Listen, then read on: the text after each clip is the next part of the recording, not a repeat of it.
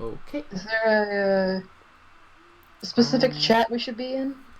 Oh, that is right. Actually, maybe it might be good to actually have the window open actually then on the video. Yeah, Okay. yeah, because that way you actually can see the Yeah. chat. Yeah, that probably would be that makes Okay. sense. I Yeah, forgot about that. Yeah, the thing that gets immortalized. So I suppose first just test out, see if Algun stuff can hear us. Can anybody hear us right now? If we should be live. The delay can be a bit. The response can be a bit delayed though. So. Alright, let me. Oh Jesus. Yep, that's your fucking voice. Okay. Yeah, it's like a few seconds delay. Okay. Okay, cool. Well, in that case, we don't really have a professional intro for the show, but just a cross pulse. This is number 4. Today we've got half of After Dark, the other half that we didn't get last time. RioWay 24/7. Say hi to everyone. Yo. And first crossover of its kind. I think that means that we've pretty much, after this, we've pretty much had everybody except for Manga Pulse and half of Script to Script. So we're working our way up to getting everybody. Yeah, I mean, good fucking luck getting, I guess, the boss men in on this, but like. Yeah, I would have never imagined. You know, like that's what's really kind of crazy about this is like, you know, I've been trying to get this Discord thing going since last year. Like I think it was like April last year. And, you know, that's my New Year's resolution. I said on the New Year's show, I was like, I want to get every host on this Discord server. And, you know, I was very surprised that actually everybody did end up joining around the same time, which was pretty cool. But, Yeah. and we even have sure. Ichigo now, so that's also cool. But yeah, I know that's going to be a challenge. I'm going to have to email, you know, and hopefully get the blessings for this to make this official, because this is a non-official sort of stream. I just want to try streaming on the sides because it doesn't have so many of like the rules of like it having to be a certain length and stuff. But yeah, how have you been anyways lately? Things are crazy, but you know, like doing pretty okay. Like, I like so obviously I don't talk about myself as much on After Dark because like we just don't have a section for that, I guess. And you know, it's a porn show, so we're just gonna be like, oh yeah, let's talk about our day-to-day lives, and then hey, let's go into the premium. Like, no, it's like, so it's a little bit different, but like, you know, things have been fun. I got a job at a sex shop in Concord, New Hampshire, which is a lot of fun and really weird. Usually, most of the time, we don't get like really bizarre shit happening. But like this one guy did come in, like he saw my sign because I designed the signs. Okay. For the outside and stuff, and like it was, May is supposedly like the month of masturbation or whatever. What? And so I had never heard that. But so I wrote the sign out that just said, "Spend some quality time with yourself this month. P.S. It counts as self-care." Oh wow! Did you come up with that entire idea, or like for the slogan? That's pretty good. So, yeah, I did that, and this guy saw it, and he was just like, "Hey, you hear that, guys? It counts as self-care." Then he walks in, and he's just like, "Excuse me, miss," and I'm just like, "Yes." And he's like, "Oh, do you have any 3-breasted bras? My mother-in-law is a freak." And I just wow. I started dying. And you're like, "Why? Yes, we just had them this morning." Yeah, I'm unpacking them right now. What color you want? Oh my god. What about you? Oh right, me nothing too much. Just really hectic because I actually just had a crossover stream yesterday, so just work has been just really busy at the moment.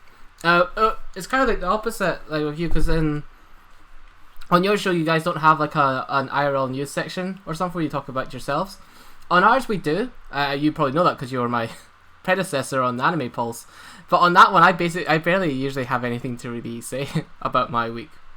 So it's kind of interesting when I'm put on the spot. I kind of don't really have much to say. I I'm like one of those people that can like talk for fucking ever, and I always remember, and I do remember when we started the IRL news section. Oh yeah. Where Red, and I know he doesn't go by Red anymore. But he's fucking Red to me. Like, sorry.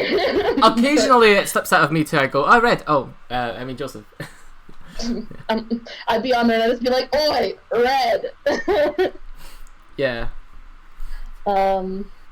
But you remember when they started the IRL news section? Yeah, so we started the IRL news section, and I was just like, oh, I need to like learn to shut the fuck up because this is gonna go on forever.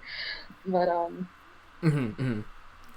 Yeah, for me, what I've done to try to substitute it is I have like a community section instead. So like during my IRL news segment. Oh, hi Okami. I don't know who this is. Probably someone from the server. That's me. Oh, you're Okami as well. All right. I was gonna say. Kyrie? A lot of new people. I don't recognize these names, but okay, cool. Nice to have you guys on. Yeah, when it comes to the IR news section, I barely have anything to say. So what I try to do is I try to like cover up by having at least people's comments to read out. So I make a point to just read comments during my section nowadays. And it's kind of, we've managed to kind of get interaction out with like the forum section now, and it's been pretty good. But yeah, that's pretty much what's been going on with me. Nothing super interesting. Oh, actually, one thing. My sister's getting married, so that's not really me directly. But no, still that's a wondrous occasion. My little sister just moved into her first apartment, and I'm just like, baby sis, all grown up. Please don't. Life's happening so fast. I was just like, by the way, she's like, oh yeah, my boyfriend and I, we bought like a queen size bed or whatever, and I was just like, great. I don't feel great about this. Please use protection. And her response was, that was never. And I was like, oh god. Oh. Is a queen size bed big? Oh wait, actually I just realized. It's queen size is bigger than the double, right? Yes. Right, okay, so I'm really bad at bed. I know there's like, isn't that there's queen, and then there's like super queen, and then there's king, and then there's a super king or something, right? There's like super? Yes. No, so it goes twin, full, or double, like, so right. full/double, queen, king. Oh, okay, there's no like super, I'm making that up then. No. Clearly. There's a long twin bed for college use. Alright, okay. Which just gets wicked fucking confusing, because you're like, oh, I'll just buy twin size sheets for my college dorm. No, you need to buy the long ones. That's, yeah. It's for topical, bizarre. I suppose. Yeah, I mean, I ain't that, but... Oh, and Kyrie is actually blonde. Just up to you if you like. So we kind of in spirit have all of After Dark here at once, which is pretty cool. Yes, just one of them is in chat and the other one is speaking. Yeah, exactly. You're in a way Schrodinger's sort of host. They're in two places at once. I mean that is great for my favorite anime. Favorite anime? Oh, I've actually never really asked you. Which is your favorite anime? Oh, it's Hellsing Ultimate. Oh, specifically Ultimate. Did you ever watch the original one? No, I haven't actually. Oh, okay. That's actually, I saw that before I saw Ultimate. You might find it interesting. Although because the manga hadn't gone up to a certain point at that point in time, there are no Nazis or anything in it. Like there's no Millennium. Yeah, no, that's the weird part, is that it goes straight into left field and does not come out. Yeah. And, but the manga of Hellsing and then the OVA and then the abridged series are kind of my obsession. Right. So yeah. Obviously Walter's your favorite. Who's your least favorite character then? Zoran. Oh, wait, the Lady of the Scythe? How comes? Oh, she's a fucking bitch. But like, she like also like, I don't think she's well developed. She's just basically an object to torture Ceres and then get tortured by Ceres. So she doesn't really serve much of a purpose aside from that. So here's the thing. Like before we like get into what we're actually here supposed to do. Yeah. Is that like, a lot of the Hellsing characters are not that well developed. Hirano got bored, and that's why the series ended. Ah, right, okay. So, Like, Integra could have been a million times better. Like, honestly, the most well-developed characters are Walter and Alucard. And Yes, people are I going to be like, agree. oh, Walter's your favorite, so that's why you're saying. I'm like, no, he's one of the most well-developed characters, despite the fact that we know almost nothing about him. Oh, I think Anderson's really well developed too. I really like Alexander Anderson. Yeah, Anderson is really good. He's actually one of the only English voices. Like his counterpart for the English dub is one of the only ones that I prefer. Oh, really? Because I think that the English dub is actually quite terrible. I don't know if you do dubs or subs or what. It sort of depends. It's a case by case sort of basis where like for instance, I will agree that the voice acting in the English dub isn't the best out there for Hellsing, but I do like to hear authentic accents when it's something that's taking place in Europe, for instance. So yeah, it certainly does help. Yeah. I mean, I learned how to do my English accent. From Hellsing. Oh, okay, cool. Well, that, and also I had a friend who had that disorder for when she had a seizure, she would come out of it, and for a couple of weeks she'd be talking in an English accent. So I forced myself to learn how to do one so that she wouldn't feel alone, and then also Hellsing played a role in that. But I did do one of the Hamlet soliloquies, the Frailty Thy Name is Woman soliloquy. In my freshman year of college, I had to get up and do that, and so I did it entirely in an English accent, basing it somewhat off of David Tennant's. Oh, okay, cool. Yeah, but I mean, like, I remember I slammed my hand down the table and I was like, Frailty Thy Name is Woman! And, like, everybody started clapping, and I was like, oh, I'm not done yet, folks, but sure, you can clap, I don't care. Must have been really selling it. They're like, oh, wow. Yeah. Cool. Alright, so we are here to talk about fans. Yes, that's the, is it the controversial topic of the day? I don't really know what is the day. I don't know. I mean, I think some people would argue that fan service is extraordinarily controversial. Right. But I think that those people probably have a Tumblr stick up their butt. Perhaps, right? In so many words.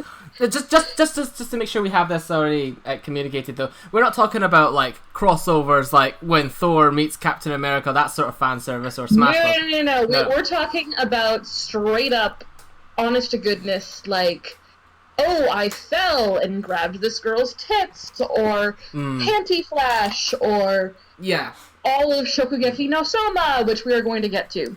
Which I do feel like they, in a way, like, I guess you really can't change the words people use within like communities and such, but I think like maybe if we just called those ecchi moments and called fan service as the more broad term for just like, because fan service just means like what I was mentioning earlier on, it might be better, it might be easier to kind of tell what people are getting on at, you know? Though they can have the same effect where, you know, fan service, whether it be ecchi or like character lip service, you know, they don't necessarily have to be in service of plot. Then the fact a lot of the time it's just to like a wink to people who are, you know, fans that are watching, and it's kind of what it says in the tin. So like, you know, I suppose that in a way just finds the whole broad category of fan service, but ecchi is specifically the stuff that's meant to be titillating. Yeah.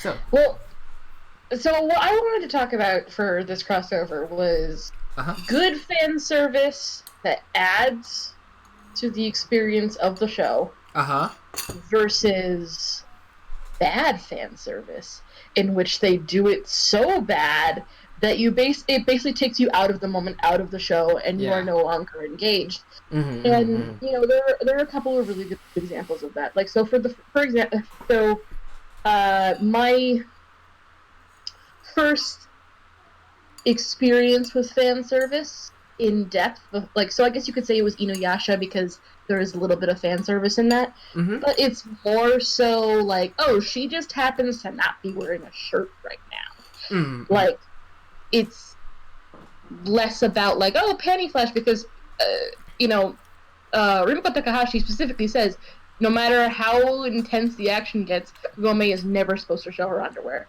and I appreciated that. But so, like, when I first watched my really fan service heavy show, it was High School of the Dead. Oh, that's the one you like. Yeah, I watched episode 1 of that before Yeah, how did that go for you? Well, it's it's it's a zombie film, I suppose. Like it feels like how people who aren't into anime think it's just tentacles and tits and stuff.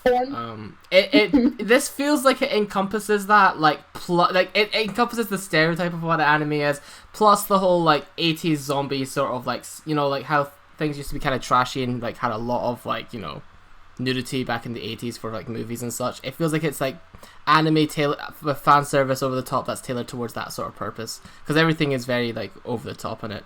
It's directed really over the top, I had to say, with the camera angles and stuff, with the shaky camera. Yeah, so very cinematic.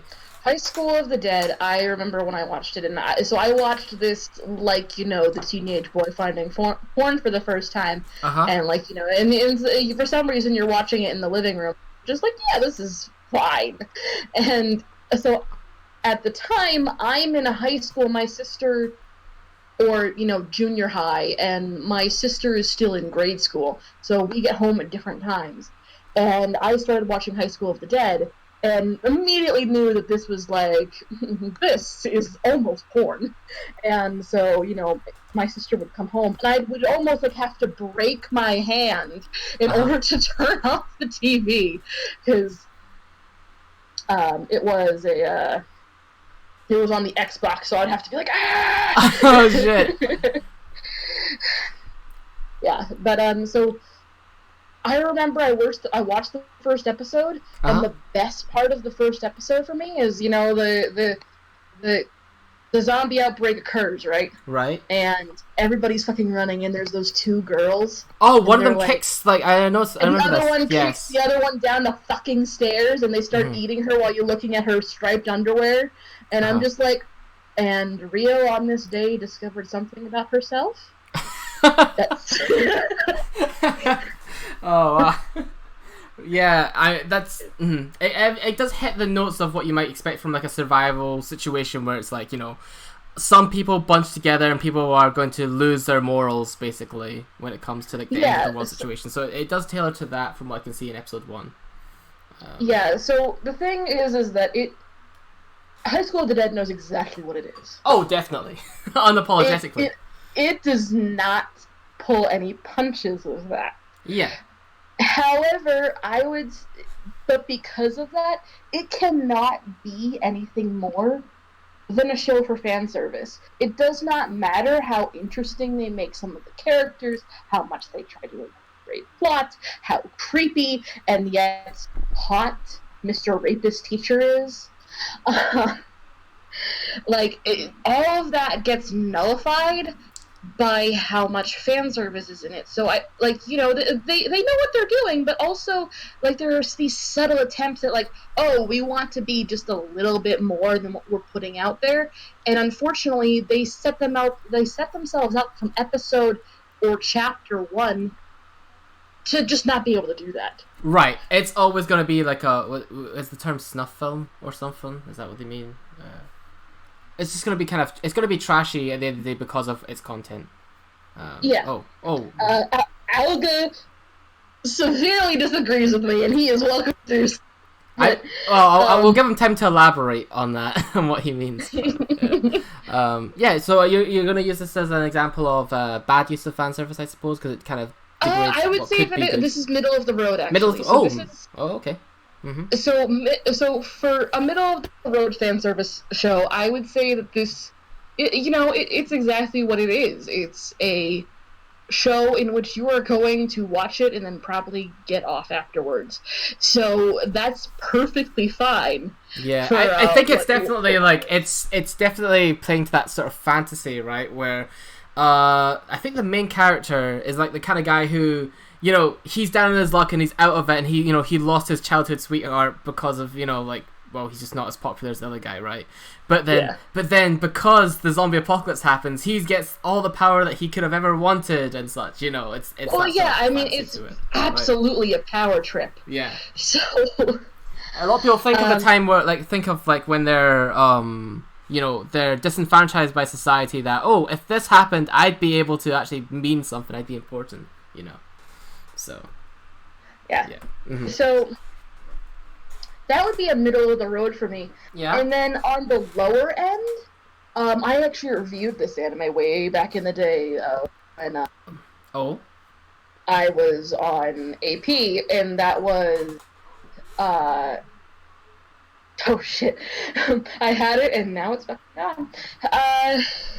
It was not the Seven Deadly Sins because that's a new show. It was similar to that though.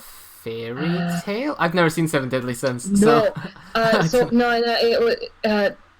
I can tell you in like 5 seconds. Hold. Okay. Hold.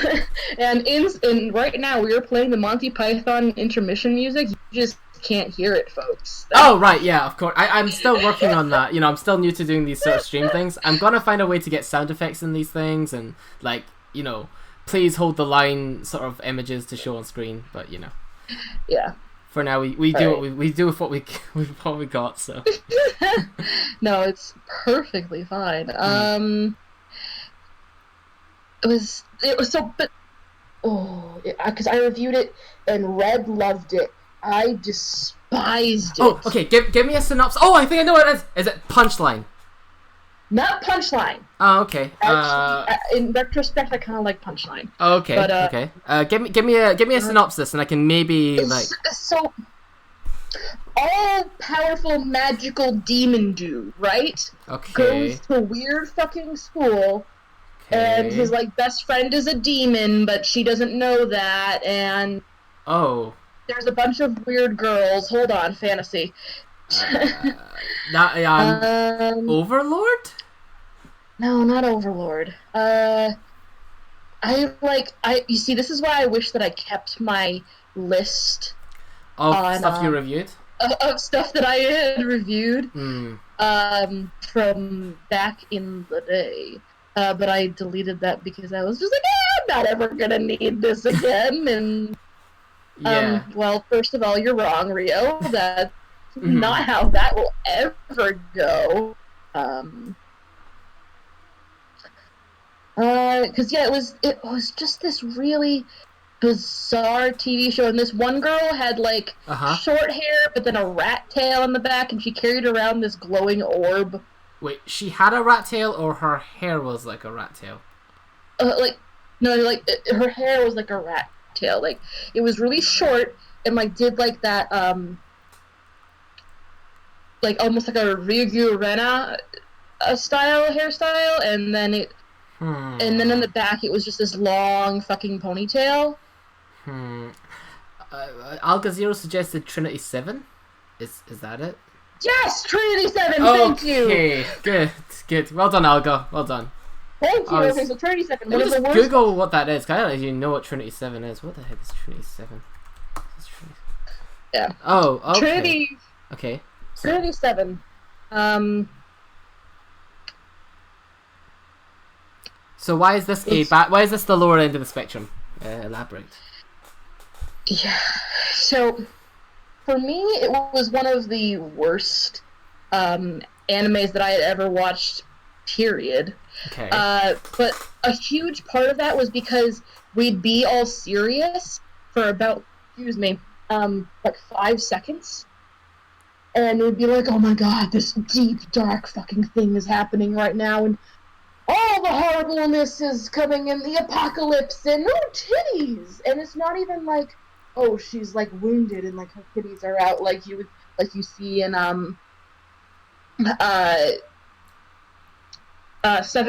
Seven Eyes? No. Huh? 11 Eyes. So in 11 Eyes, at one point, one of the girls gets smashed down, and the force of the smash down destroys her bra and panties, and it kind of makes sense because it was an energy blast. But so that kind of worked. But this is just kind of titties because we need you to pay attention again. Right. This is a very it's very obvious that this is desperation and that they don't really have anything. So. Yeah, I just don't have any respect or interest in a show where they're looking at the fan service aspect of it as something to boost up their ratings, I guess, because they know their plot is weak and they can't really save it, but they still want people to watch, so tits.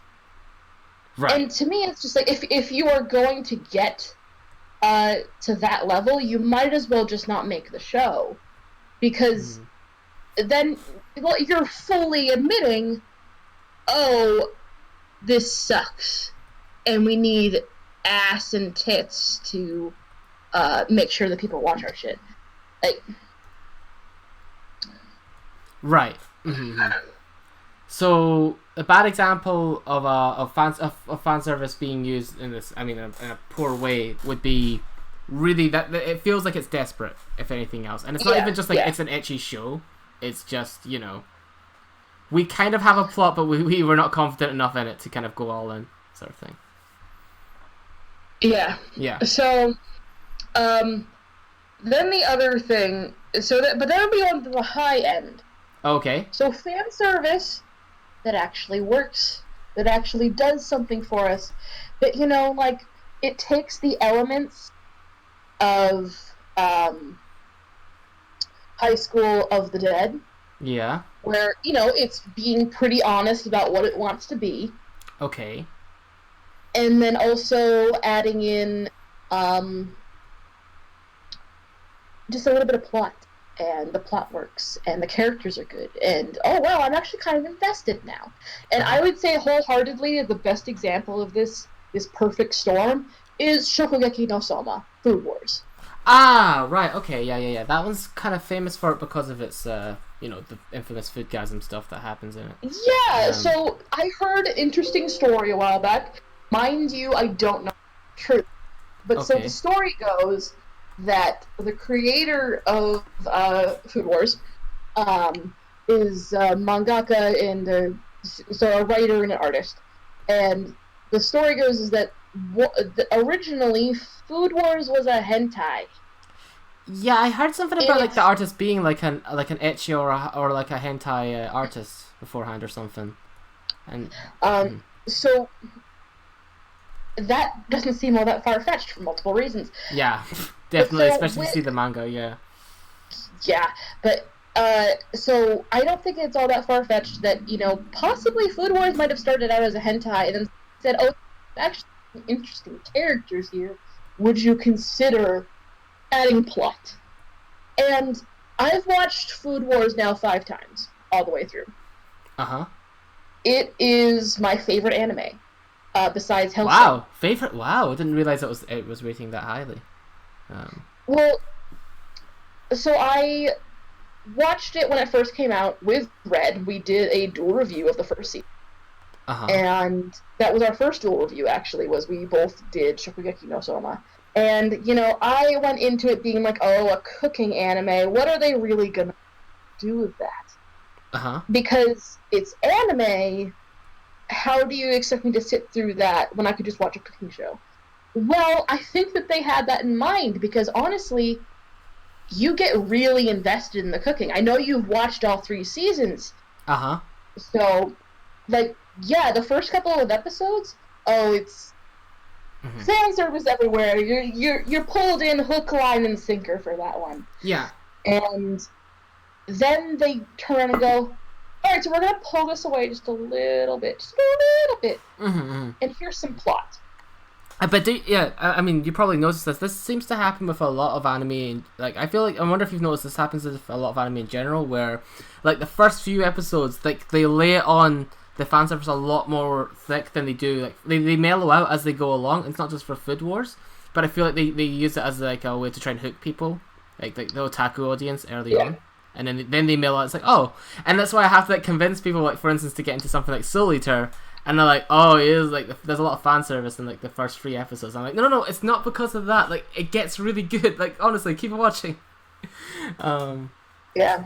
So, that's kind of, like, you know, my argument always for Food Wars is that, you know, Alga will always, he'll always argue with me, it's just a fan service show. It's just a fan service show. And I don't agree, because it has the exact... when I started watching it, it had that exact same draw for me as the reason why I watch shows like MasterChef or anything else like that. Like, you know, it has this element of, oh, I'm like on the edge of my seat here because it's dramatic music. It's really like well drawn, and also it's like you want certain people to succeed and like get to the top, and you know that like, okay, this is written so Soma can't necessarily fail completely, but when he does sometimes fail, it's like this huge like, yeah.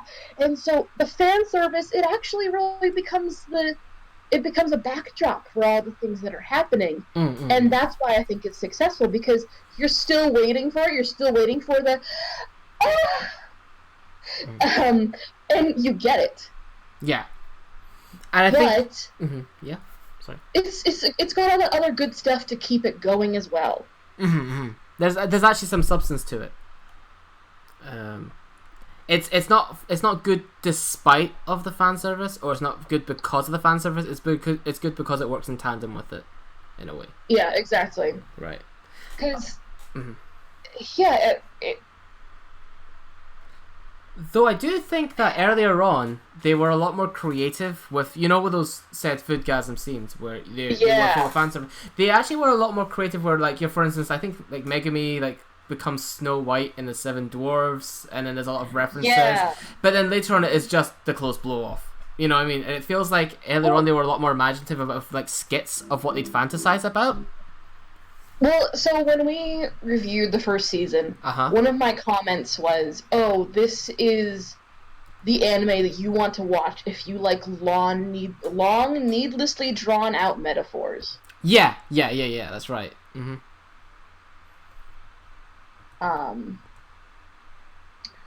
And that's definitely what I liked about it at first, was just that, the metaphors are really long and drawn out, and they're kind of funny because even like the other characters just being like, wow, that's really obnoxious. And it reminds me, at the time it reminded me very much of school, because I went to school for writing, and so people write these long, poetic, unnecessary metaphors and sentences, and you just kind of laugh. And so for me, it was something very familiar and very comforting, and like put it with gratuitous nudity, and then with the cooking element, and basically it was my perfect storm. Right. Yeah. So that, I think that it walks this weird balance. And I think that there are other shows that are like that. I think that movies with fan service also tend to do a little bit better with that. So take a movie like Paprika. I haven't seen that one yet, actually. I've only watched Perfect Blue, but yeah. So Paprika, there's a couple of scenes of nudity, but it almost isn't fan service. Alright. It's used with the plot, and so it's effective. So like, I have no qualms about it, like, seeing the titties, seeing the butt, seeing the panties, like, cool. But if it's there with a reason, or if it's there knowingly, and it works in tandem with other things, then I think that's when you're going to see fan service actually working. When you're going to see a show actually get really big, is when it lets all of these elements just kind of look cohesive. And they kind of have like a purpose to them. Like it's like fundamental. Like, it wouldn't be the same product without it, in a way. Yeah, exactly. Yeah. I mean, I watched Perfect Blue in preparations for the last crossover I did with Innocuous Blonde, and I suppose it's pretty. That one has what you could construe as fan service in it, because like you said, it's got some nudity in it, but the way it is like shot and directed, it's meant to feel uncomfortable, and you can tell because it makes you feel uncomfortable. Yeah. So. Well, I mean, and I think that's the difference between fan service and I don't know, just nudity, I guess. Like, so for instance, if you watch like a show or a movie where a character gets up and the woman maybe just isn't wearing a shirt, it's not necessarily a sexualized thing. It's not necessarily something that's being called to. It's just she isn't wearing a fucking shirt. Yeah. So I think that also really works, is that when it's just like it just happens to be there. This is not necessarily pornographic or titillating. It's just there. It's an element. So, but that's crossing the bridge between design and fan service, I think. Yeah. Mm-hmm.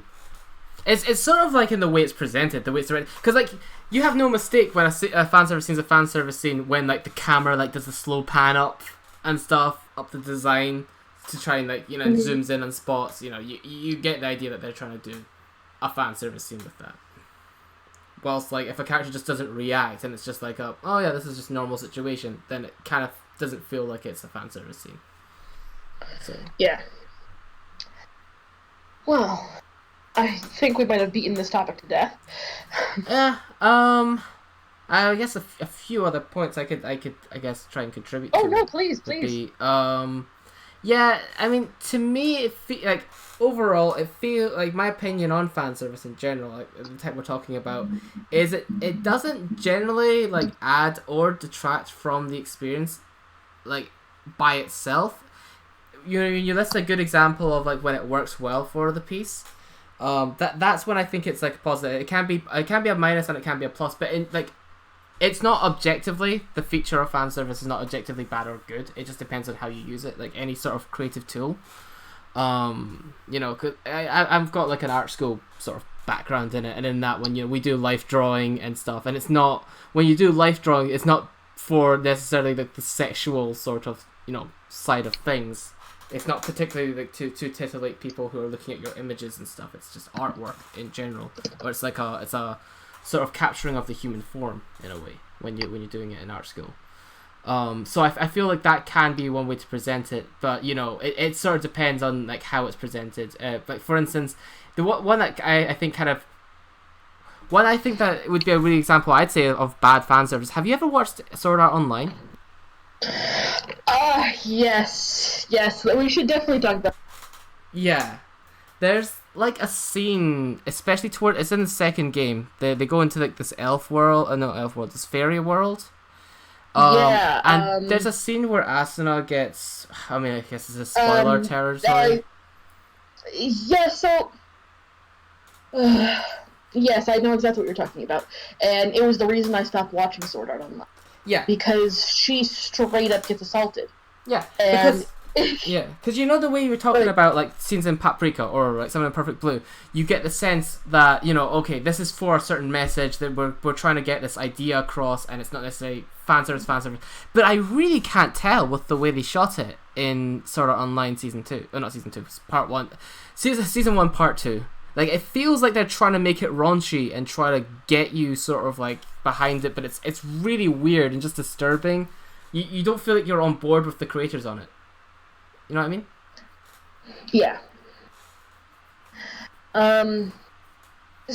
Sword Art, I liked the first half of the first season, but that was because I was still, I guess, exploring new anime at the time. I was in senior year of college, actually. Right. When that came out. Not college, sorry, senior year of apologies.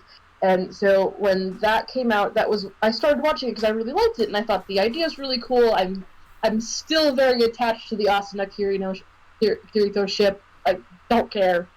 So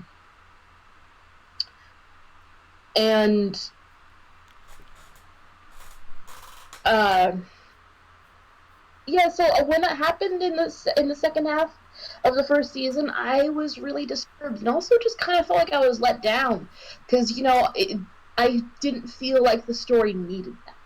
I didn't feel like it. I don't feel like it needed this.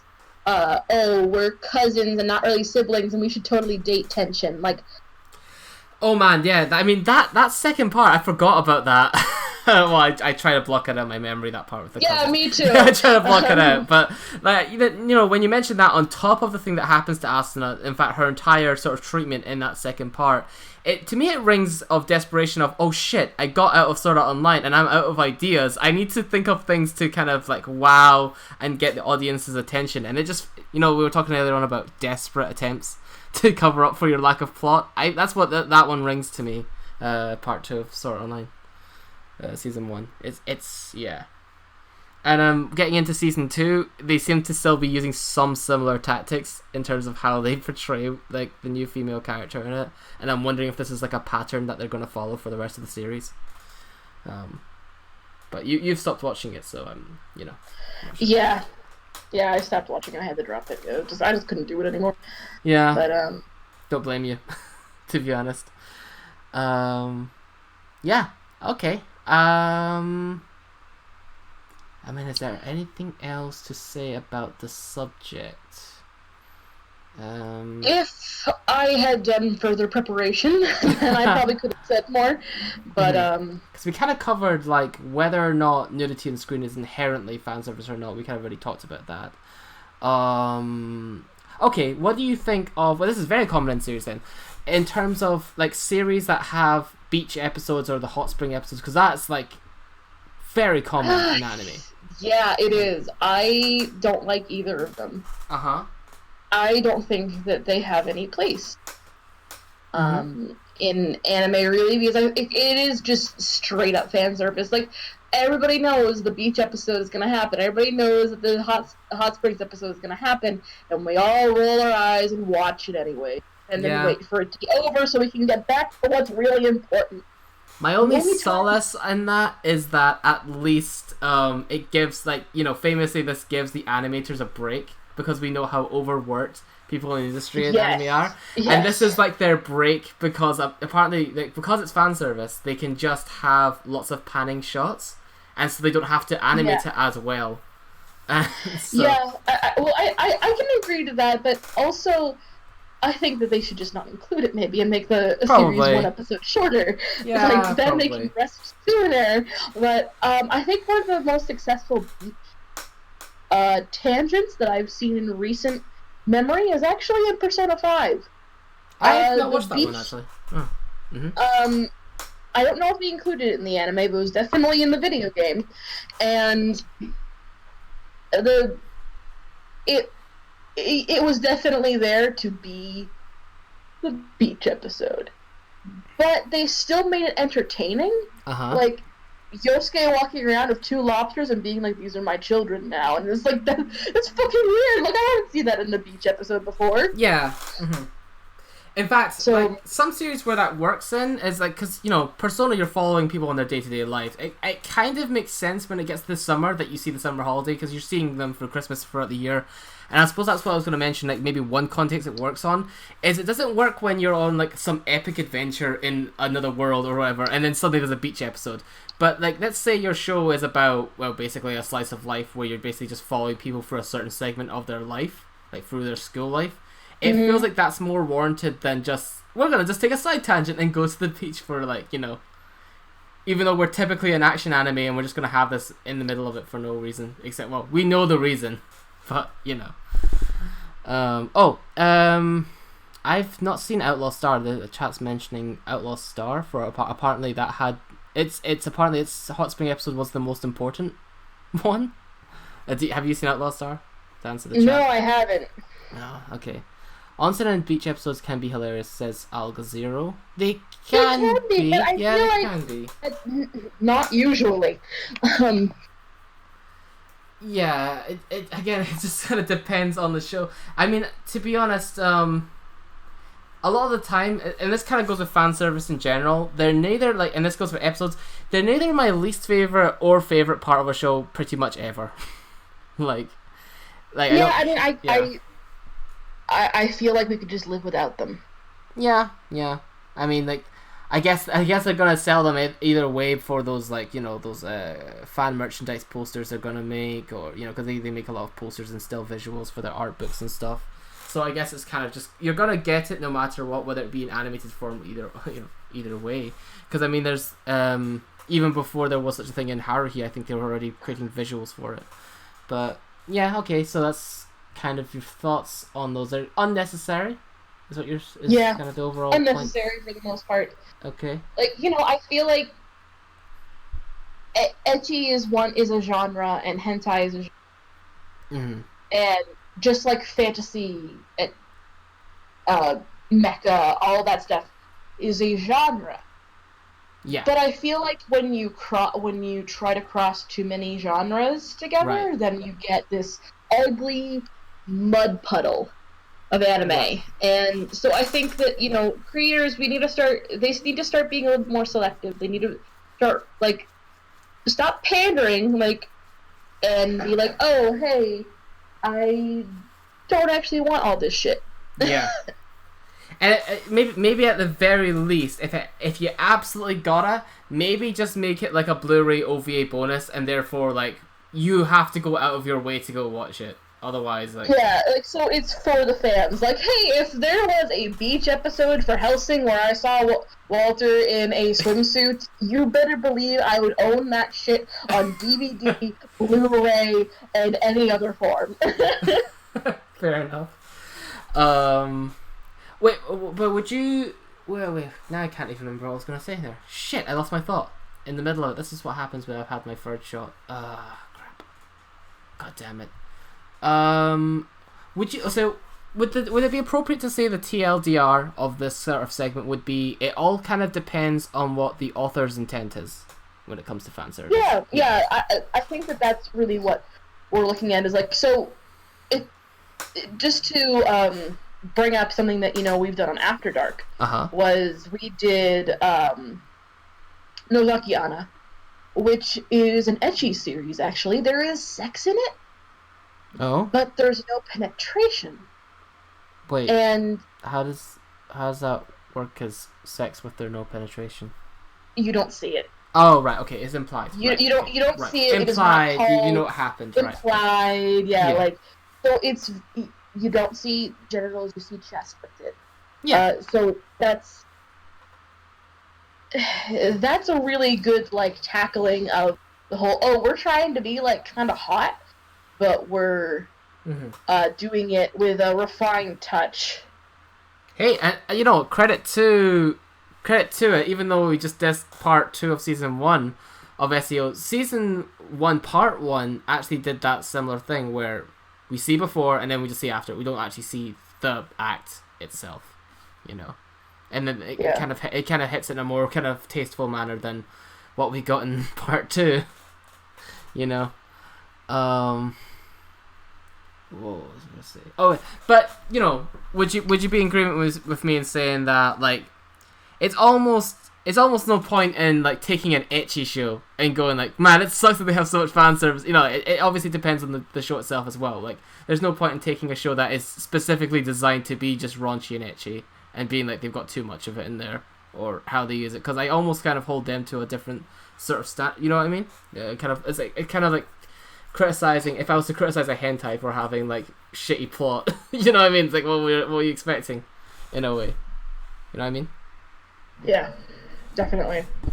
So it kind of depends on genre too. If it's like specifically ecchi, I'm like, well, what was I expecting? I wasn't expecting like freaking gold standard plot or character development. I mean, we definitely shouldn't expect that. No. It'd be nice to have good character development in general. In fact, I'd say that almost makes the fan service better when there is good. If you actually give a shit about the characters, that helps. In any situation. And that was kind of a complete thought. It sounded like I was going to say more, but actually that was a complete thought. Cool. So, shall we move on to the question answers, or you got anything else to say about the topic? No, let's move on to questions. Yeah, because I mean, some of them are pretty much might overlap anyway with this topic because some of them are related. Okay. So, actually, this one got answered already. What are you watching / playing / reading right now? Start a flight.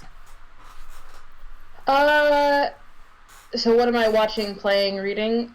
Reading nothing at the Okay. I'm playing Far Cry 5 right now. I'm with it because it's a Far Cry game. It's like I'm not good at first person shooter, so I kind of suck at it.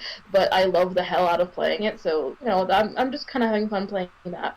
And watching, literally on my TV right now, I had to pause it while we were doing the show, but I was with my roommate, we were watching Community, this older sitcom about community college.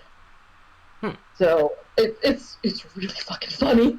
So that's what I've been watching. That, and I'm watching old reruns of our food. So in terms of anime, I'm watching Kaguya-sama Love is War. Right, yeah. Trying to get my way through that. I saw that you guys took a look at it. I don't know what you said, but I think it's actually really fucking funny. I didn't really get to say anything about it yet because I think Joseph wanted to preview it and he also was going to review it, and I try not to unless I have a lot more to add. I don't usually like comment on it. I haven't finished it yet, but I was enjoying it so far. You know, because they take something that I think is typically frustrating in some anime, where like, you know, they take ages to confess, but that the whole point of this is that. And they play on that. They're taking ages to confess. Yeah, exactly. And they play on it in quite an interesting way. So, yeah, no, I'm enjoying it so far. Hopefully, it has a very satisfying ending, because you know it's one of those things where I'm sure season after season it's still not going to happen. But you know, I don't know how they're going to keep it interesting for a sustained period of time. Is all. We'll see. So okay. Is there an example where you feel fanservice can provide character development, and if so, where? Where fanservice can provide character development? Yeah, specifically character development. No. No, it can't? No. I don't think so. And I think that people are going to disagree with me on that. But I don't think that fanservice is meant to be. I think fanservice is fanservice. It is for fans. And so it can work in tandem with plot, it can work in tandem with character, but I do not believe that it will ever create new information in which we did not know something about this character. Because if it creates new information, then that's what's called a fetish, and you're not going to find that in a run-of-the-mill anime. That'd be a hentai. Oh yeah, oh my gosh, sometimes I get really fucking surprised about what you guys turn off on your show. Most recently the one with the one with the guy kidnaps some girls and then kills himself. I was like, what the how do you... Oh yeah, Yabai. Yeah, that one was like... the part that made me just genuinely laugh while I was on like the tube. I was on the tube like back from work. Was when there was already incest in that show, but then when he does it with somebody and she says, I was saving it for my brother too, I was like, wait, two? Again? Like, what the fuck? Are we in just some sort of universe where this is like common? Oh man, I was like, what the fuck? It's just like, they don't even question it, it's just like commonly in there now. It's like, what the... Yeah. it's at times like that I think about that classic meme of Hayao Miyazaki and the whole anime was a mistake thing. You know? Yeah. Okay. Let's see. This one already kind of got covered. This one already also got covered. Okay, here we go. This one was by Midnight Crew. Is there an anime that you feel would have been better if they had gone full hentai rather than try and stay within the normal anime parameters? Yeah, High School of the Dead. They did actually make basically a hentai that is basically just High School of the Dead, and it's called XXX of the Dead. Oh, well, there you go then. Yeah, but if I feel like if everybody just like broken the fuck down and had sex, then it would have been a lot more enjoyable on a lot of levels. Yeah. Because I mean, it's basically almost there. We just need to like go over the cliff, so to speak. Yeah. And from what I've heard, if it was, then it would be a very high budget one because of how the production values are. Yeah, don't get me wrong, that anime is just right. But it's basically a hentai. Just go for it. Just do it. Yeah, I think I want to see Kota Hirato's character fuck one of the girls. Well, unfortunately, that's probably the chance of getting anything High School of the Dead related now is very unlikely because I think the author died. Yeah, right? no. Yeah. Yeah. So, yeah, it's kind of dead and buried as a franchise. No, well, pun completely intended. How about the reverse then? Is there a hentai that could be a great anime if it lost the hentai factor? edited versions like Kaite or Mezzo Forte was suggested, i.e. I'm trying to think of like any hentai. Want to know the story. Okay. Actually, we haven't reviewed it. Oh. It's originally a visual novel. Okay. And it's this murder mystery.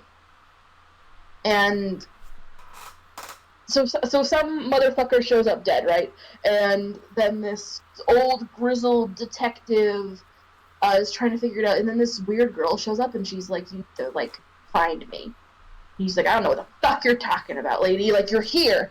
And I didn't actually finish it, but it's really good. And also, like, when there were sex scenes, it was very anatomically correct.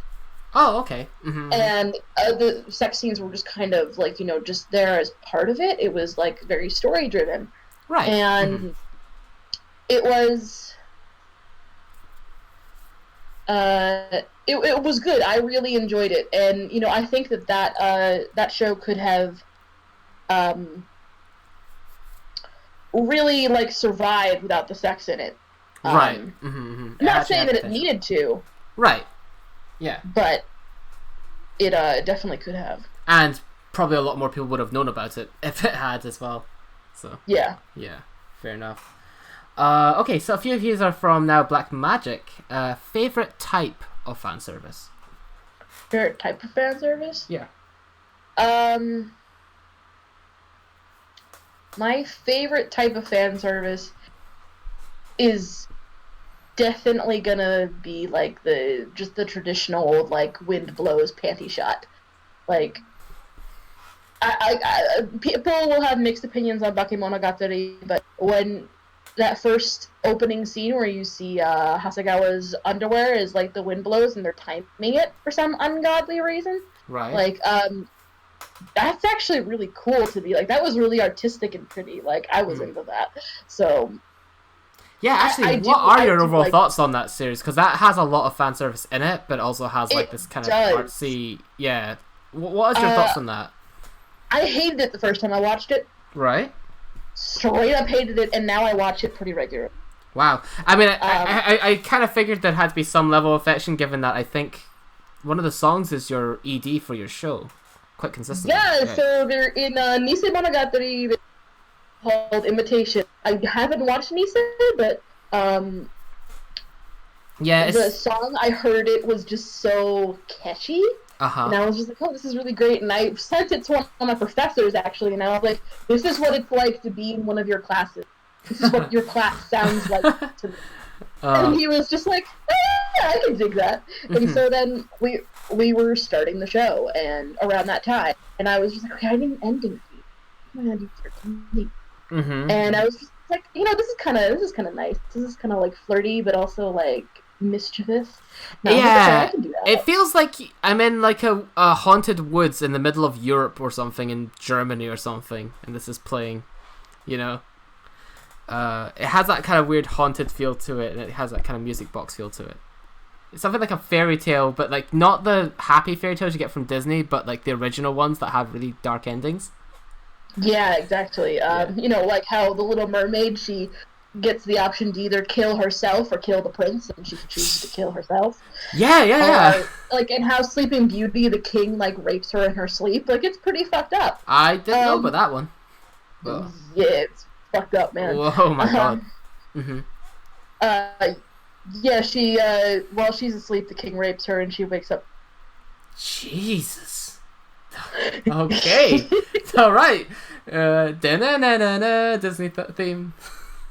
Yeah. But yeah, so you like Bakemono then, overall. But you oh yeah, VicMonananya is really fucking good in my opinion. Yeah. Like, I did not like it at first, but I really enjoy it now. Yeah, cool. So you haven't watched all of it though. You just said you hadn't gotten to Nisei Mono yet. But... Yeah, I just haven't gotten to second season. Right. Okay. Right. Now it's really weird which season is the second season, because there's a Bakemonogatari second season, but technically it's like the third one. Because Nisei Mono takes place before it, and that's 11 episodes, and then before that there's like that's because Niseo Isin hates us. Yeah, exactly. And there's websites that tell you like, oh no, this is the way to watch it because it's more chronological, and then you watch the first season later on. It's weird. Yeah. But yeah, I just kind of watch it in the season by season when they were released sort of order. But yeah. This one is also from Black Magic. Man. Okay. Big tits or small tits? Lol. He wrote afterwards. Big tits, pillow. Big tits. Okay, cool. Boxers, briefs, or commando brackets for the ladies. Thoughts on going pantless? Have you done it before? I have a funny story about this. But so first of all, boxers all the way. Please, please, please give me cute boys in plaid boxers. Plaid boxers. Whoa. Okay. Plaid. Yeah, that's fucking sexy right there. And then as far as like going pantyless, I got accused of that once in high school. Oh. It was not true. Okay. But so the thing was is that I might have told this story on After Dark, but so what was the dealio was that I was going to my boyfriend at the time's house after school, so I'm wearing these lacy, just not good for wearing for an extended period of time underwear because, they are coming off later. So I went to his house and I'm walking up the stairs towards the second floor of my high school, and I was aware that somebody was behind me. I did not know her. She was not somebody in our school because our school was about 600 kids, and so you pretty much know everybody. You know all the teachers, all the staff, etc. And so I'm wearing the same outfit about a week later because I'm going to go do the exact same fucking thing. And I get pulled aside by Miss Butler, the assistant principal correctional person, I guess. So that happens, and she's just like, yeah, so, you're wearing your combat boots and your mini skirt and your tank top today, and that's all nice, but last week you were walking up the stairs and there was a woman behind you, and she was coming to speak to one of us in the administration, and she noticed that you weren't wearing underwear. And I was like, excuse me? Because I absolutely was. I just had a wedgie so bad that you couldn't see, and also it was the same color as my skirt. Black. I was in the middle of my goth phase. Right. So, and I was just like, I was wearing underwear. And she ignores me, and then she goes, some of the girls here, they just don't believe me when I say that their skirt is short. And so I put a bunch of boys at the end of the staircase and make them walk up the stairs, and then they believe me. And I'm just like, that's sexual harassment. Like, what the fuck? And I was like, okay, I'm gonna go back to art class now. And she was like, have a good day. And I'm like, bye. And strange. Yeah, that's a strange intervention to have. If it was, count as an intervention? I don't know what that. I don't even know what it was.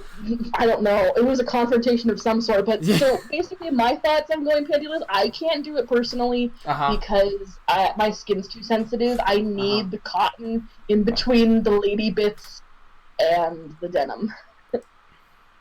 Alright, yeah, fair enough. Yeah, I mean, I've got eczema myself, so I usually have to be careful about what I wear. Like, certain fabrics, cause me to flare up too, so I can understand.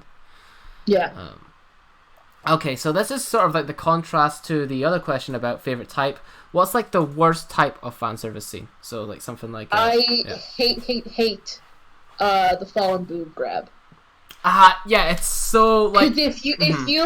If you fell on me and you grabbed my tits, I would be like, you could have just asked. But if this is an anime and it's just like, oh no, and I'm just like, oh, come on, man. You're like, oh, touch. Like, that would be so much better. Like, again, it's the same thing. Literally just ask her, can I touch your boob? And just Matthew call you a pervert and we'll all be saved the fucking bullshit. Like, honestly. Yeah, and no matter how much they try to kind of like some companies, like with the way they do in the anime, is trying to like do alternate versions or misdirection of it. I don't find it ever funny because it's just it's so played out. It was played out 20 years ago because it's been in there for so long. So yeah, for me personally, it would also be the walk-in on like the person who's in some state of undress in situations where it would be so obvious that they would know it. Yeah. You know, like walking in on somebody when they're in the shower or something. Yeah, and like, why are you naked in the shower? I'm in the shower. First off, like, there are door locks for a reason, and you know, and an anime I feel like did it really, really badly. It's just a series in general. Have you ever heard of like A Certain Magical Index? I've heard of it. I have not watched. Right. Well, that one does that sort of skit constantly. With the main guy, he walks in on it, and there's literally nothing sacred. Like, he walks in on a nun in some state of undress because of this, right? But the thing is they try and be clever about it and be like, oh, he walks to the door and is like, I'm not falling for this again. I'm going to walk into this door across the way, and it's also a second bathroom across from it. Like, it's not funny even if you try to subvert it this way. Just, you know, you can't make this funny. It's just dumb and awkward. Honestly, so yeah, for me that would be probably that. Okay, I was taking it a bit towards away from that sort of subject. I've got a few questions as well before closing off, I suppose. Sure. Okay, so, and these are a little bit more just kind of general questions. So what got you into doing podcasting as someone who's jumped into AP towards the last quarter of your run? I'd love to hear your story about, you know, getting into podcasting. Oh, so manga and anime posts and video game posts were my first podcasts. I did not listen to podcasts before that. I was in 10th grade, maybe 10th or 11th grade. I happened upon the app. Said to my parents, "Oh, can I buy this app?" And they were like, "Yeah, I guess whatever. It's like $2."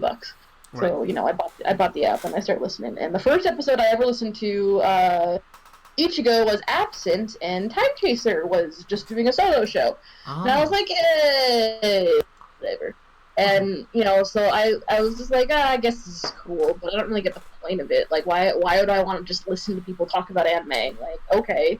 And so then I kind of left it alone for a couple of months. And then I went back to it one day, and I was on my way to Target, and so I started listening to that episode again, and I was like, okay, this is a little bit more interesting this time. And so I listened exclusively to AP, and then I branched out into Video Game Pulse. And I was like, oh, okay, these guys are like really funny. I like them, and you know, I for a long time fell asleep to listening to Video Game Pulse. Oh, cool. And then I started listening to Manga Pulse, and my immediate reaction was, these fucking assholes are idiots. I hate them. And it's just like, nope, can't stand them, dicks, like, screw them. And I would wake up sometimes, because I would just let it circle through episodes. And so I would wake up sometimes and then just be like, and I would hear Waltall's voices, and I'd be like, okay, I guess I'll listen while I'm, like, awake again. And, you know, I started listening to them, and I liked Tim. I liked Tim more than I liked Weltall. Patience of a saint. Honestly. And then I liked Weltall more than I liked Tim for a little bit. Because Weltall was very straight to the point. He was just like, it sucks, burn it. While Tim's just like, no, I need to give you the reason why. And, like, so they're very different flavors. And, you know, so I started listening to that, and unfortunately they had this really intense effect on me, where come, like, the latter half of junior year into senior year, I basically just started spouting their shit back at people. Oh, wow. I was like, I did like a total 180. So people would just be like, oh, blah, blah, blah, hippie shit. And I'd just be like, did you know that hippies are actually the scum of the earth? Like, just flat out. And my dad looks at me and he goes, Rio, you are a hippie. And I'm like, what? And he's just like, lists off all the reasons that I am a fucking hippie. And he's just like, you've watched The Daily Show more than any other show on TV. And I'm like, fuck! Oh god, it's true. And I was like, shit! And so I started, and then, when I really got into Manga Pulse really heavy was freshman year of college, when I was in Maine College of Art, and I was doing this project where I was drawing for hours and hours and hours. And so I would just listen to episodes of Manga Pulse while I'm drawing. Yeah. And I would go through sometimes, 5 or 6 episodes in a session. And it became very relaxing for me. I would just put it on. Instead of listening to music, I would listen to Manga Pulse. And, so like I was starting to develop my own political at that time, and they were pretty extreme. I've eased off a little bit since graduating college, but, I started getting really, really liberal really, really fast. And so I started getting really pissed off with Weltall. And I mean, he and I, we certainly do butt heads. But, but it's gotten a little bit better, essentially, since I've cooled down a little bit, and I also found the list of every gun that I've ever shot, which is quite a few, actually. Because, fun fact, Rio actually used to really like guns before certain events started happening, and was just like, hey, Mom and Dad, for Christmas, I would like a firearm. And they were like, really? And I was like, yeah. And they were just like, oh, God, what did we do wrong? Do you actually own any? No, I don't. I no longer can. I decided a while back that I don't feel comfortable owning one. But, at the time, that was what I wanted to do. And I still think guns are fun. I would still love to go to a shooting range again. I just personally can't see why I can justify owning one. But anywho, so, that was kind of what led up to things. And, Red joined AP, and my immediate reaction to Red was, after I'd seen, TC and Ichigo for so long, it was, who is this motherfucker? Wow, strong reaction. Well, I have when I was younger, I had a very negative reaction to change. I did not like change. It pissed me off. It made me angry. So Red was change. And I can understand that, given that Ichigo says that, one of the main good things about a podcast is you expect it to be at this certain time every week, and there's almost this routine to it. So when something changes, it feels like it ruins your routine in some ways, right? Yeah, exactly. So, I mean, in recent years, AP, MP, we've all been a little bit looser with our times and stuff, but, stuff still comes out. But, so then I started to really like Red, and I thought he was actually really funny, and he will tell you this is true. I did have a crush on him for a while. Interesting. I did confess to him after a show once. And he was just like, I don't believe in love, and I was just and reasonable. Have a nice day. That was the end of that. And that is something that I will never admit to ever again. So, okay. But so, yeah. So that was definitely a thing. And so, when TC had to leave and Ichigo also had to leave,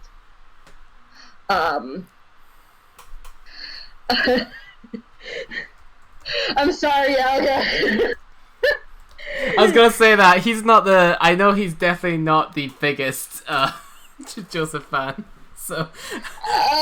Okay. To be fair, not me neither anymore. But that's a long fucking. But we're cool with each other, I guess. Yeah, of course. So.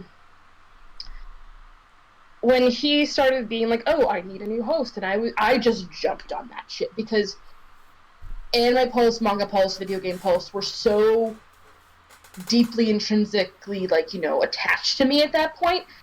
I mean, I still talk about Tim and Weltall like I know them personally, even though I don't. I'll be like, oh, this thing that Tim said, and people are like, oh, you must be really close. And I'm like, actually, we've only spoken a couple of times. Oh, right, okay. I do listen to Manga Pulse sometimes, and like when they have done that, I've heard like you being in their chat fairly often, so it's like one of the ones you still quite frequently listen to. Oh yes, no, I listen to Manga Pulse every night, every single night. That's how I fall asleep. Without them, I can't fall asleep. Wow. So that's actually, it's like massively important. But yeah, so I threw my hat in the ring. So there was an issue with another candidate who decided that they didn't like me because I won out over them. Huge freaking thing. And the only reason I left was honestly because it was getting to be too much for me, and that I was in school, and Red was very demanding with, understandably so, with what time he wanted the show to be at and when, and I just couldn't meet those demands anymore. And so, we had this phone call that was basically what I called the get your shit together phone call. And then about a couple days later, I said to him, you know what, this week's it. I'm done. I just can't do this anymore. And he was like, okay. Yeah. And so that was that was the end of that. So, After Dark had started up by then, and so I was like, okay, I'm still gonna do After Dark. After Dark, because Blonde and I are busy people. She's got kids and a job, and I have to work a lot of things. So, and by the way, this may sound strange, given that because you left is the only reason like I'm even here and doing like this crossover right now, or even on AP to begin with. But like when I was originally into Anime Pulse when it was also, I think it was Ichigo and Time Chaser back in the day, and then I stopped listening to it for years because I was studying and stuff, and just real life took over. But when I got back into it, it was just it was you and Red or Red and or Joseph at the time. So like for my second wave of Anime Pulse listening, it was actually you. So at the same time, even though I wouldn't be here doing this at the moment, I was very sad to hear you leaving, honestly. Yeah, I mean, leaving was not exactly something that I, more so something that I. So that was kind of that. But But actually, speaking of After Dark, what kind of inspired you, or was it you that planned it to begin with, or with Blonde, or what kind of brought this about? After Dark was very much a meeting of the minds. So we started After Dark because Blonde and I had the old, and we had talked about some just things because we were one of the few active females on the forums, right? And so we had just talked, and I was, she said, "Oh, you're the new host for AP. Wouldn't it be funny if we did like some sort of hentai thing?" Right. And I was like, huh. And so I thought about it, and then I was like, you know what? This would be fun. So I sent Waltall an email, and I was like, what do you think about a hentai show? He was just like, go for it. Wow. He was cool. like, just go for it. I don't care, just go for it. And so that's what we did. And so we recorded our first episode, which was Temptation, or Yuwaku. I picked it out because it was a student-teacher title, and I had watched maybe like the first 5 minutes of it. And we recorded it, and people just seemed to like it. They were just like, oh, this is really cool, this is really fun. And it's two women talking about porn, which is not what you usually expect. And so since then we've added things like, we talk a little bit more like, I guess, intelligently about certain aspects. Like we try to talk about like the real life things that are involved in sex. We talk about safe sex, we talk about consent, we talk about how to have a good sub-dom relationship. And then we also do like fun stuff, like we dramatic read erotica, we dramatic read fan fiction. Like we just have a lot of fun with it because we know what the show is. We know that it's meant to be kind of a goof fest in a way. Yeah, and you guys managed to find some stuff I was like, wow, this exists. Like the one that is like always sticks in my mind memorably is either the Bigfoot one, because I remember hearing Blonde's Blonde's husband reacting in the background like, oh, which was really funny. That made me laugh. I was buying groceries at the time, and the other one was dinosaur geishas or something. Oh, that one also really was like, whoa, what the I don't know if it's a joke or not, like if someone actually wrote this in earnest. So every fucking thing that we read is very much either on a erotica website or published for purchase. Wow. On like a Kindle type thing. Mm-hmm. So, oh fuck, we're talking about Fan Pulse. Yeah, I was on Fan Pulse once. Oh. My recording got screwed up. It's an absolute nightmare to listen to. Oh. And yeah, that was fucking wild. Palantir sent me this email while he was drunk, because I was flirting with one of the other Fan Pulse members, and he was kind of flirting back with me, and Palantir, like, he was making fun, and then he sent me this like standalone email that was just like, because I guess for people who don't know, my birth name is Amanda. I do not go by that. Please do not call me that. My name is Rio. But he said, "Mandy, sweetie, you're so in for it," and I'm just like, uh-oh, I don't know what that means. Yeah, so that was actually the first show I did, was a Fan Pulse episode, and I had a lot of fun with it, but our recording got massively screwed up, so, I mean, you can probably still find it. It was the last episode of Fan Pulse 2 weeks ago. Yeah, it's probably there somewhere, yeah. I haven't listened to any Fan Pulse personally, but, yeah. Yeah, don't. But yeah, so that's just kind of how like things started with After Dark, and it has been really good. Like, things have been a little bit crazy on the home front for me, just because I'm still trying to figure out work stuff, and right. I've got a psychotic roommate who is not here, has not been here for about 3 weeks, and I'm just like, never come back. Oh dear. Okay, yeah, definitely if that's the case, there's nothing worse than going home to something like that. You definitely find a way out as soon as possible then in that case. You're probably already doing that, but yeah. Oh yeah, definitely. We're kind of stuck right now. We're just gonna be like, bye, bitch. Mm-hmm. Oh, yeah, that's that. Yeah. Let's see. Not too many left now. Okay.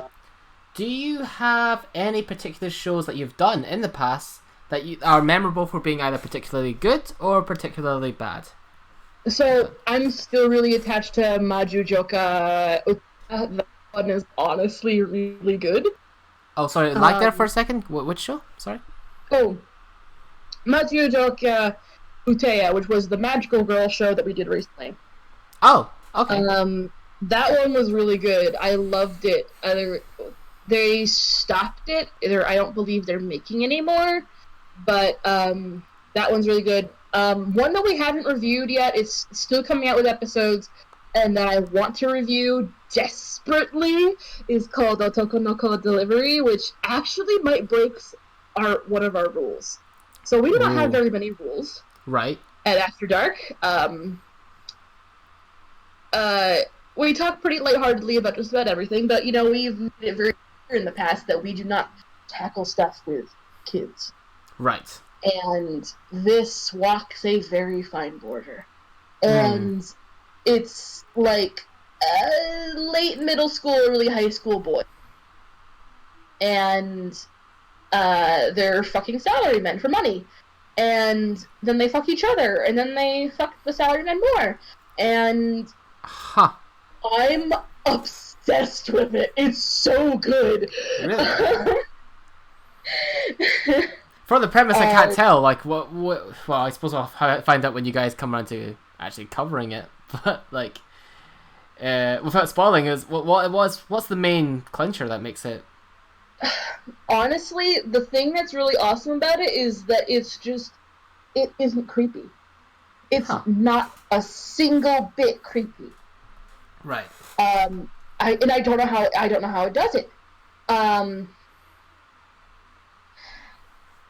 Yeah, because you're just like, oh, this is, like, I don't know if I like this premise, but then, like, it basically just sideswipes all of that, it ignores 100% of the creep factor, and just goes for sexy, and they achieve it in spades. I have watched it 3 times in the past week, and I'm just like, yep, I fucking love it.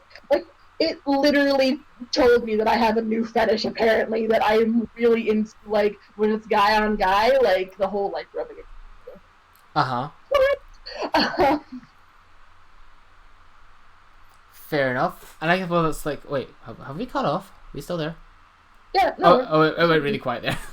I suppose self-discovery is like I suppose a theme. I suppose a theme if there was any to your show. Would you say, or your work? Yeah. Yeah, definitely. Yeah, no, definitely. Mm-hmm. Okay. So, sorry. can you hear me? Yeah, I can hear you. I was wondering if you actually had something else to add there.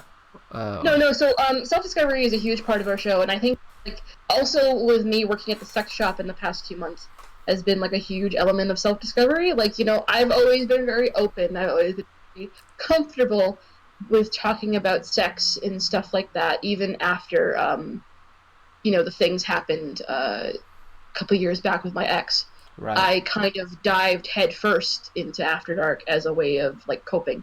And also as a way to be like, hey, I'm not gonna let this horrible thing that happened to me ruin sex for me. Right. And so I kind of have forced myself into this place where it's just like, no, I'm gonna talk about it a lot, I'm gonna examine it a lot, I'm gonna deal with it a lot. And that has actually been massively helpful. And so, but also, like, there's this thing with hentai that, like, it's very much a fantasy world, and that's all well and good, but I'll talk about the second hentai I ever watched, for an example on this, called Harvest Night. We have not reviewed it yet. We're probably going to. It's deep, dark, and disturbing, people. At one point, a woman gets a lead pole, shoved up her vajay, and it kills her. Whoa. It's fucked up. Jesus. But, you know, if I hadn't started experimenting with these really extreme shows, yeah, I don't think I would be as comfortable with myself as I am. Like, you know, I've just that, like, hey, Rio, this girl right here, yeah, I've got, you know, what we've decided in After Dark to call ravishment fantasy. I like forced content. To many people's opinion, I have a rape fantasy. And I've actually learned through After Dark and through my work at the sex store and through other things in my personal life that I'm okay with that. That, you know, it's like, if I can go on and I can talk about these horrible fucking things that are happening to the imaginary, then I can, and then I can kind of move past my own things. Like, and I think that that's just, it's a unintended consequence of doing the show. That, you know, it brings out the kind of, like, confidence, I guess. Mm-hmm. And, you know, I hope that with After Dark, the people are just like, you know, this is a lot of fun and this is a lot of, like, entertaining stuff. But also, I want people to be like, hey, this actually, like, encourages me to be a little bit more comfy with my own sexual stuff. Yeah. So that's kind of, you know, what I... yeah. Mm-hmm. And in terms of, like, your own personal experiences, I think it's, like, it's a good, healthy alternative to... Like, the alternative would have been to repress, and I think, like, tackling it head-on this way has been out. Yeah. I can definitely understand it being very healthy to do so. So, yeah, respectable. And, like, yeah, there definitely is no other show I've stumbled across podcast-wise that's quite like it, so... Yeah, kudos. Do you have any dreams going forward, or just ambitions with the site or the shows that you're working on going forward? No matter how unlikely. Yeah, so I do. I would like it if we could be a strictly bi-weekly show. I would like it, you know, we could attend panels as, like, press, if we could, you know, if I could take Blonde with me and we would go to, say, Anime Boston, and we would go to all the 18 plus panels and we would report back what we enjoyed and what we didn't. stuff. Uh-huh. That would be like a dream of mine. Uh-huh. Also, I would like it if she and we have not talked about this at all. I am literally just bringing this up now. Uh-huh. But it has been an interest of mine that at some point, she and I could possibly apply to do a After Dark panel. Ooh. At a convention where we would be promoting the podcast and the company, but also we would be having fun with the sexy shit and being like, so who's ready to watch some fucked up hentai? And it'd be like too bad, and we throw everything that we possibly can at them. Mm-hmm. In a way, it could almost be like one of those things where they do like a live, like it'd be like a live recording with like exactly, yeah, and like I think that would be a lot of fun. Obviously, this is very ambitious, and it is not something that we have talked about yet. Of course, but I think once maybe I get some things sorted out on my end, and we maybe Blonde doesn't have 2 young kids, and maybe has just a slightly older child and maybe a slightly younger child, and that might be a little bit more feasible. But just as it stands right now, it's something to kind of shoot for, I guess, in the coming year. Yeah, absolutely. That's still something to kind of like keep in the back of your mind and still like work towards eventually. Was there still like ambitions towards doing like wasn't it like a visual novel show? Oh yeah, a visual novel show. Not currently. I've put that on hold for it. I haven't messaged Blonde about that in quite some time. Okay, but the reasoning for that is more so just time. Right. Yeah. The visual novels take a lot of time. That's right. Yeah. Because there's roots and stuff to consider, right? So it's not even just... Yeah, exactly. Yeah. It would take probably months just to get a single episode out. And, Blonde's typing nervous laughter. And I'm just like, honestly, we both fucking dropped the ball on that fucking one. Like, once things got, like, it was like, maybe we'll do this, I was pretty much just like, okay, we're not doing this right now. Like, that's why I haven't brought it up again, because honestly, it's just like, neither of us have any goddamn time to do this.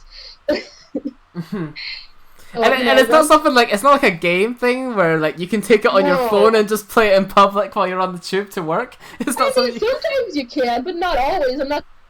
Oh hey, let's tackle Euphoria. Play that on the subway while you're on your way to work.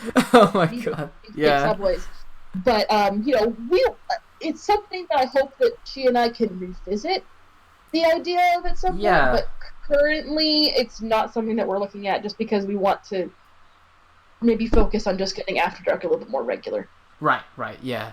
I mean, like, I guess that's kind of like your baseline, your core, so... Mm-hmm. And that's usually more my fault than hers, because I'm somebody who's just like, and it's 10 minutes before we're supposed to start recording, and I want to go the fuck to sleep. Bye! Yeah. But, That's the convenient thing about After Dark is like, when it comes around, it's a surprise and it's kind of like, oh, pleasant surprise. Actually, most recently you posted like 2 episodes quite close together as well, so it's like, whoa, double whammy. Yeah, we had those saved for a while. I have one show that I need to finish, and I need to edit it actually thoroughly because one of my roommates comes in and he's talking about how he was doing acid, and I definitely need to delete that. Yeah, just for safety reasons, I suppose. Yeah, that makes sense. I'm just like, oh, sweetie, I love you, but also, please, no, you can't do this. So, yeah. Makes sense. Okay, cool. Yep.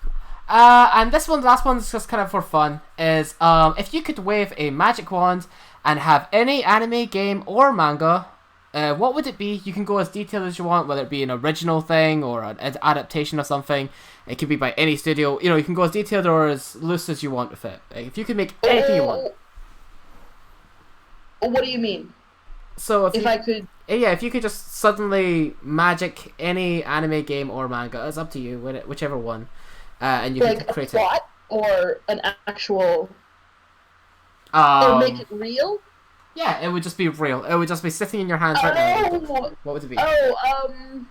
Any anime, game, or manga. Most of my favorite animes, I must say, I definitely don't want Hellsing to be real. Like, not in a million.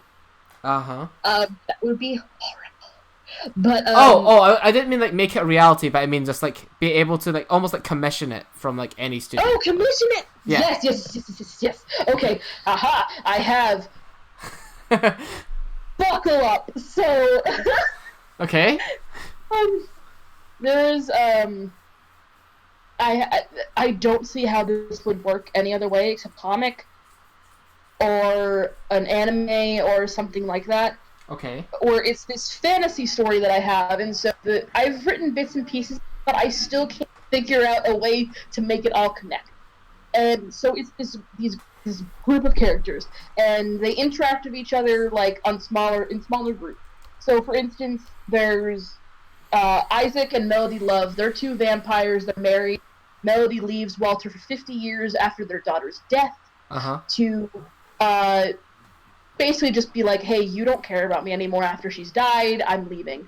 And then she comes back 50 years later, and they like finally talk things out and things get better. But like, in between that, there's also like, hey, this girl named Hine who was trapped in a wall of ice for like a couple of years after defying the gods has been set free by this demon lord, and now they're engaged. That's kind of fucking weird. There's some story there. And then you've also got Heiko and Naji. Heiko's a former sex slave turned assassin. Naji's this kind of absent-minded alchemist. Mm-hmm. And then again, in another corner of the map, you've also got like Cade trying to deal with the fact that his father, who once one of Heiko's clients, is a piece of shit. So it's like you've got like all these different stories going on, and I don't know how I would connect them in any other way except this long, overreaching like showing.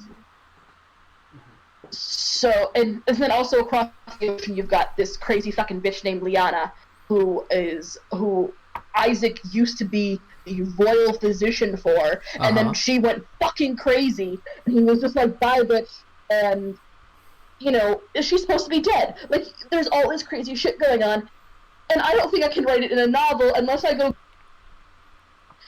which I think a lot of people are still sore about. So, yeah. Okay, cool. So this would be so you'd like this in like animated form, or? I would love this in animated form. Okay, cool. I would love it in a manga. I would love it in a video.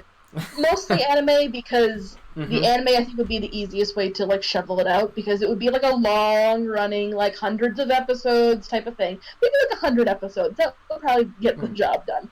But yeah, because I wrote Heiko as an exercise for a class, and Melody and Isaac stem from a fan fiction originally, turned D&D characters, turned characters. So, it's like I created a bunch of these characters, and then Zyla, the demon dream I had when I was a little kid, like, all these different ideas are trying to come together, and I would kill for it to be animated. The only other option for me would be my story called Chasing Thunder, which is about a professor who saves his student's life because she's about to kill herself by throwing herself in front of a bus, and he figures out that she's going to do this and stops time for a couple seconds. And tackles her to the ground. And the story goes from there, where they're kind of trying to figure out how to navigate the situation, but also Molly's like, I should have gotten hit. I should be dead. How am I not dead? And Alan, the teacher's just like, okay, I don't feel like she's still safe. Is there more I can do? And he's got this dark voice in the back of his head being like, you need to do the thing. And he's just like, I don't really want to do the thing. And the story is all about finding darkness in yourself and failing to rise to meet it. It would be a very dark series, but it's also got some comedy mixed in there. You've got Alan and Molly having this witty banter between the two of them. Like, she frequently tells him, I hate you. And he's just like, you can tell me you hate me a million different ways. Come up with something better. And they've got this weird rapport with each other that reminds me very much of VicMonananya, which is actually, like, if it were to be animated, I would want those kind of extreme angle cuts when they're, like, going, like, talking to each other and stuff. And then you've got this real-world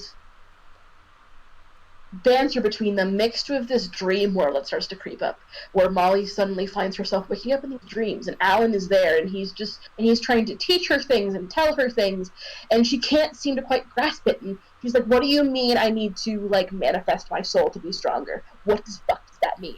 And he starts, like, trying to teach her how to fight in these dreams, and it's all very strange, and body is sore, I feel like I've been running, I feel like I've been climbing this, like, infinite staircase, like, those were just dreams, what the hell? And you find out through bits and pieces, like, oh, Alan is really old. He's almost 2,000 years old. He has been killing other people when his life starts to run out, to prolong his own life because a demon stole his heart. Huh. He killed the woman he was sworn to protect. He has killed previous students. He killed somebody who he claimed to be in love with. He has killed a lot of people. And when you meet Molly, it's very much a, like, oh, I've sworn that I'm never going to do this again. I'm just going to die this time. I'm just going to die. And you watch as slowly the darkness starts to consume him again and again. And because you think you're focusing on her suicidal tendencies. No, you're focusing on Alan and the fact that he's trying not to be a monster again. Right. And okay. It's this weird play back and forth. And so this story is very visually interesting because it's inspired by dreams that I've had, but also just kind of like, I think it would just be really pretty. Yeah. So I think that's why I would, because dreamscapes, like, think Madoka Magica. Ah. Dreamscapes. Yeah. Like, it's bizarre. And, you know, Molly's running up this infinite staircase, and she's like, this is like the Stepmaster 666, like, oh, this is killing me. And then she wakes up and starts coughing up blood, and she's like, that's not great. So that's, I think, what besides the long-running fantasy series, I would probably kill for, like, a 24-episode series about Chasing Thunder. Because the ending, I mean, I'm going to write this as a novel eventually, but the ending is basically after Alan kills Molly's best friend. Molly confronts him in the dream world, is just like, how long are you going to keep running? Well, no, Alan asks her, like, how long are you going to keep running? And her response is, as long as chase. And that's kind of a realization for him, and he realizes that he's lost. He doesn't get to win this time. And so he gives her this hug, and he's like, can you forgive me for all of this? And she says no. And he says, good girl, stabs her in the chest, rips out her heart, and eats it. Ooh, and she's dying in his arms, and she just smiles at him, and then she's dead. And that's the fucking end. Wow. Seems like after a long story that could be quite poignant. Yeah. Like, yeah. Bittersweet, I'd say is the way it sounds. Huh. So you got quite a few ideas for stories there, actually. Yeah, I mean, I'm a writer, I hope so. But yeah, so that's kind of my dreams. Well, right. Wish the best of luck in terms of getting those published. Thank you. In the future. I know it's I don't know much about the industry, but I know it's very competitive to get into. So wow, yes, definitely keep on at it. Then it is. Yeah, I've heard things about, like, how it's it's pretty competitive. All right, well, I guess I need to get going to wrap things up. But... Yeah, I think that's the last one, anyways. Do you want to plug anything before signing off? So we're gonna be doing an episode of night. I've got a job interview, but then after that we should be recording. We are doing a Classroom of Atonement. So if you can guess what that sounds like, it's gonna be pretty horrible. But not in horrible in terms of, like, quality. I mean in horrible in content. The poor girl is going to get raped a lot. So if you're into, join us tomorrow for After Dark. Oh, okay, right, tomorrow then. Well, you heard it here first then, folks, and if anyone else listen to After Dark, definitely check out After Dark if you want to hear more from Rio and her host, who's on the chat here today, Innocuous Blonde. So yeah, thank you very much for coming on today's crossover show. Thank you very much to everybody who tuned into the chat as well. Yeah, we don't really have a sign off here, but yeah, thank you very much. That's alright. Well, yeah, thanks. Bye. Don't cross the streams. Right, take care. All right.